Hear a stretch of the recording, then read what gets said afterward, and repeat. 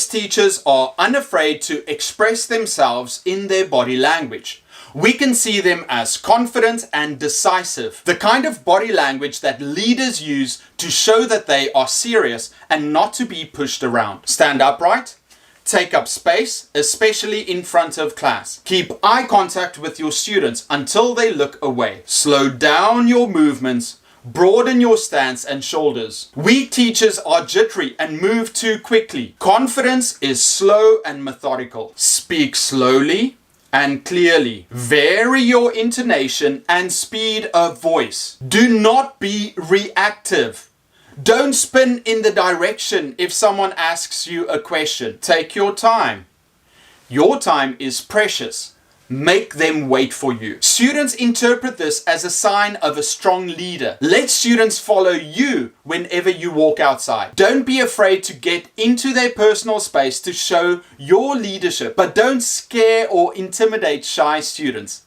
You can bend down to speak to small children so that they don't feel dominated. Wait for silence before you speak to show that your words are important, and keep your instructions clear and simple. These body language tips will help you become a more confident person and a better teacher. But it's still not the greatest tool in classroom management, because even after sharing teacher body language tips, teachers still run into difficult classes. Why does classroom management remain such an issue after they've learned and started implementing stronger body language? Because it is the mindset behind the body language that is important, not the body language itself. Until teachers gain confidence, they will still have struggles when it comes to classroom management. Plan your classes and structure them completely. Most classes won't have any issues if you offer valuable educational experience. Every minute in class should be used wisely,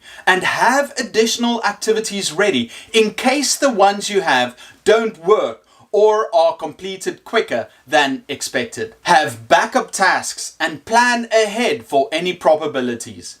Create fun interactive lessons where students feel like they are receiving a great amount of value just by being there. Keep instruction active, activities interactive, content related to the students and their interests. A lot of unwanted behavior occurs because students don't understand what to do. Keep things simple.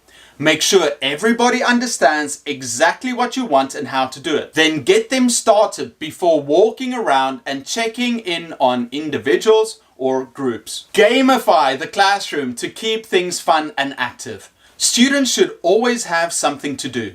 Once they finish their work, they should know exactly what to do next, so that they are always occupied. They should not be in a rush to finish, and once they do, let them do the next work on their own. Have extra worksheets and readers available for students that finish quick. Also, set procedures for students that were absent to collect work from the class captain so that they don't depend on you to be informed and use that as an excuse. Teachers have to autonomize their classes.